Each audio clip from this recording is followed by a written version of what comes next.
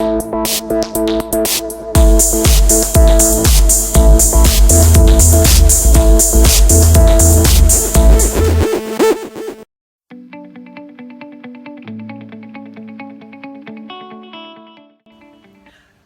back to Jeremy's Sex Talk, Episode 8, Manscaping.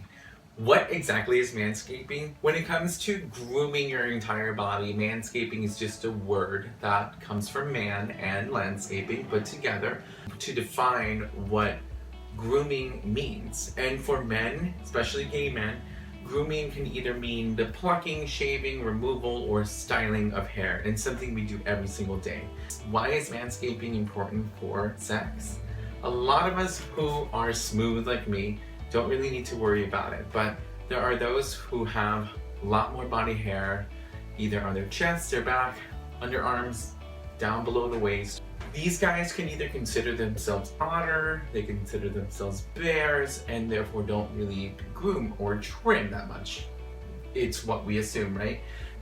By the way, in the gay community, there are tribes. Tribes that are associated with hair in the male body are being bear, otter, cub, and smooth. Twink men are sometimes mistaken to be smooth, but there are some twinks that are hairy. Trust me, I have seen them, and they prevail. Thank you. Let's get back to the show.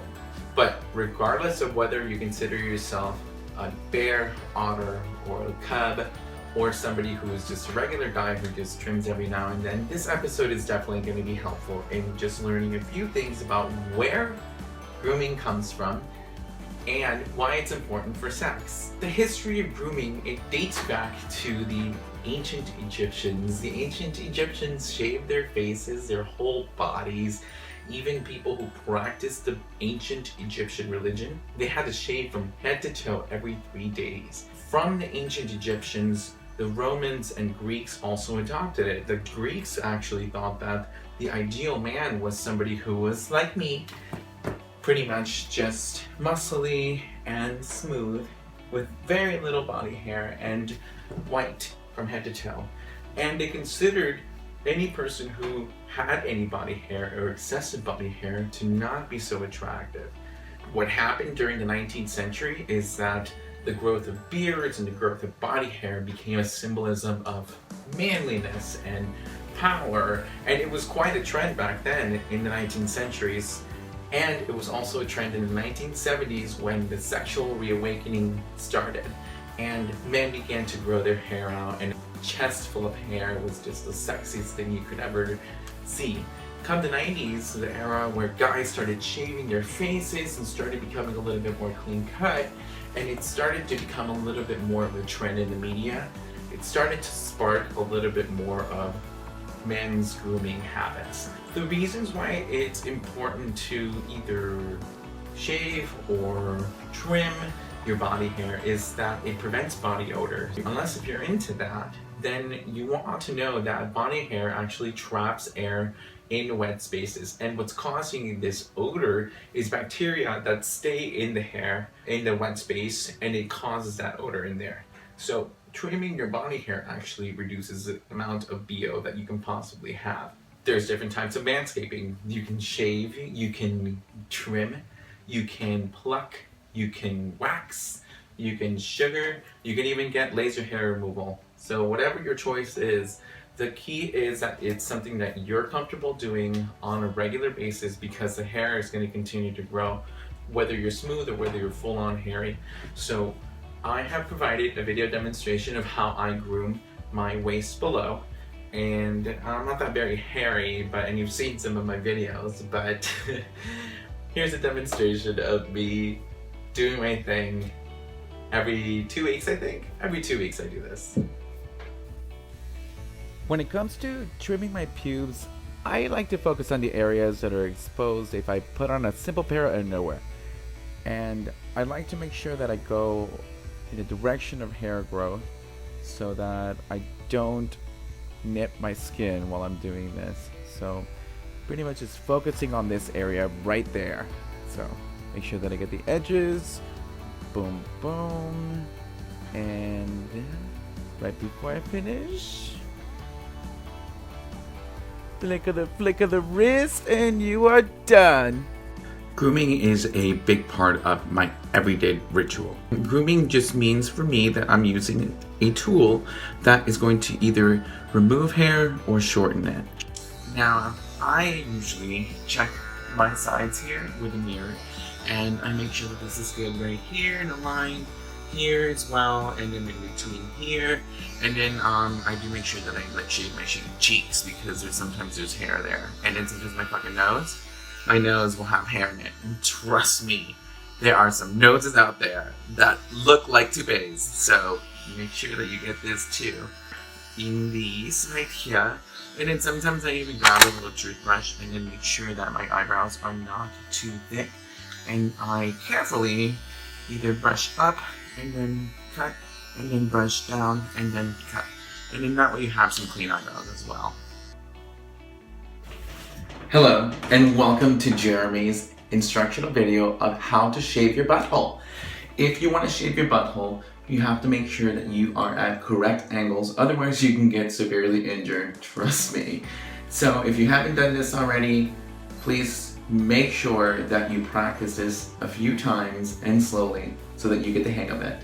So I'm going to leave my underwear on because it's YouTube. So if you have a shower, you're going to find a soap holder. And this is going to be what you're going to use to support yourself while you're shaving your butthole. So, you are going to be stepping on this right here, and as the water is running, I typically like to do this the other way around. So, for demonstration purposes, we're going to just assume that the soap holder is right here. So I'm putting my leg up like this, the water is running behind me. Whoop, whoop. I grab my razor, I wet it, and then I make sure that I lather myself up with whatever it is that I'm going to be using to shave against, and wet one more time. And before you even get in there, I'm going to show you, with your finger you feel around where that hair is, and with the razor, you're going to be shaving away from the butthole. Do not shave towards the butthole because you cannot gauge where that thing starts and where it ends. So, shave away from the butt, rinse, make sure you get all that extra hair out. Once you get one side, you go to the other side. And again, rinse, get some water behind you, make sure you have a lather, and then feel with your fingers where the hair is at and away from the butt. I hope you learned how to successfully shave that butthole so it could be clean enough to eat. When it comes to shaving and grooming with electric shavers or with an actual razor blade, you have to make sure that you don't cut your skin. Razors are more likely to cut your skin because they're actually touching your skin surface before they take the hair off. So you want to make sure that you use something that has astringent properties for you to prevent any razor bumps. Razor bumps are the red irritation that you form whenever you shave anywhere. It can be your face, it can be your underarms, it can be anything really. If you want to prevent razor bumps after a shave, use something that has astringent qualities in it. If you're prone to getting something that's known as pseudofolliculitis, aka an ingrown hair, I suggest using a sugar scrub on the area that you're going to be shaving, whether it's your pits or your balls or your ass. I have gotten the sugar and I have mixed it together with water and applied it in the area to make it really smooth. And then I do my thing down there. It prevents any ingrown hairs from happening. And trust me, I have curly hair. Those come out all the time.